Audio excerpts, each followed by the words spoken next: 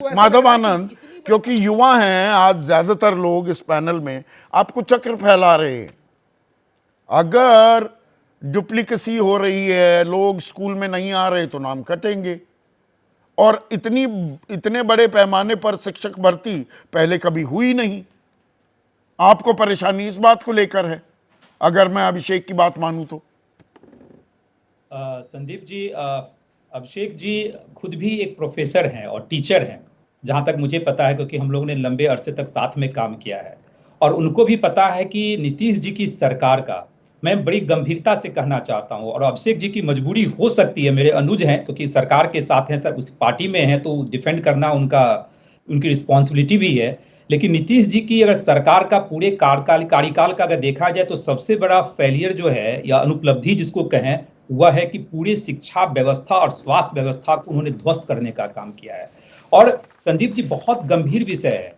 देखिए, जब बिहार की शिक्षा व्यवस्था की बात होती है तो अगर वर्ल्ड बैंक का रिपोर्ट अगर आप पढ़ेंगे, बहुत सारे ऐसे रिपोर्ट आए, यूनाइटेड नेशन का, वर्ल्ड बैंक का रिपोर्ट है, जहां बिहार की शिक्षा व्यवस्था की तुलना अफ्रीका के मलावी और कांगो जैसे कंट्री से भी बदतर बताई गई है। यही है बिहार की शिक्षा व्यवस्था। आपने सही कहा, बिहार में जितनी युवा शक्ति है, उस युवा शक्ति को सरकार समझ ही नहीं पाई।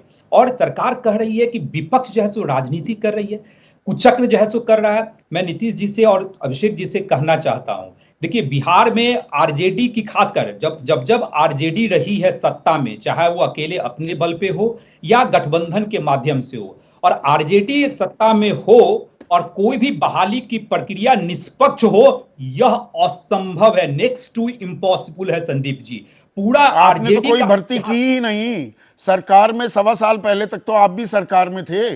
अगस्त पिछले साल ही तो सरकार, नई सरकार बनी। उससे पहले आप सरकार में हिस्सेदारी थी आपकी, बीजेपी भी उस सरकार में थी।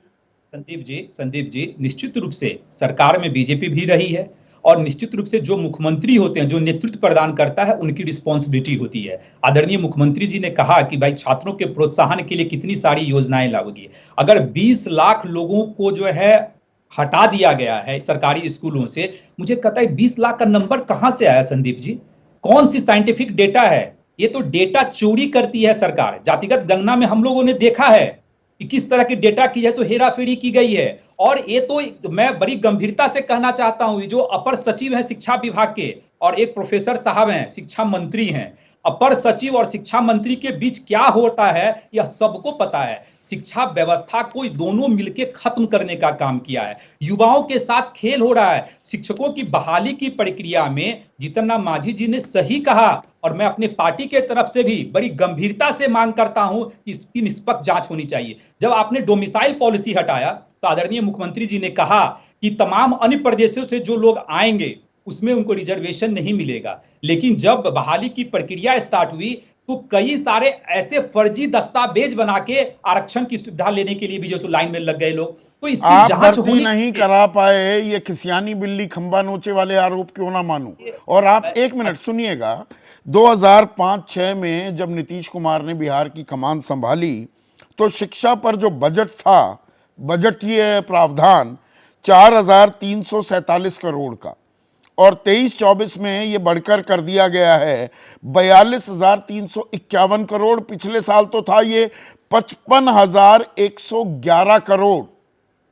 12 से 13 गुना बढ़ा दिया गया है। संदीप जी, शिक्षा व्यवस्था के में जो बजट का बढ़ा देने से अगर शिक्षा व्यवस्था दुरुस्त हो जाती तो आज बिहार की शिक्षा व्यवस्था जो है ना उस स्तर पे होता। आप भी बिहार को अच्छी तरह जानते हैं, और हम लोग भी चूंकि बिहार से आते हैं, ग्रामीण इलाके से आते हैं। आप स्कूल में चले जाइए, किसी भी हाई स्कूल में चले जाइए, किसी भी जो है सो माध्यमिक विद्यालय में चले जाइए या 10+2 में, शिक्षक बैठे रहते हैं, स्टूडेंट नहीं आते हैं। क्यों? कि बिहार की शिक्षा व्यवस्था जो लगातार 17-18 साल जो नीतीश जी का शासनकाल रहा, बिहार की शिक्षा व्यवस्था को वही बच्चे ट्यूशन पढ़ने के लिए चले जाते हैं, क्योंकि शिक्षकों पे भरोसा नहीं है इन लोगों को। 70% बच्चे ट्यूशन लेते हैं।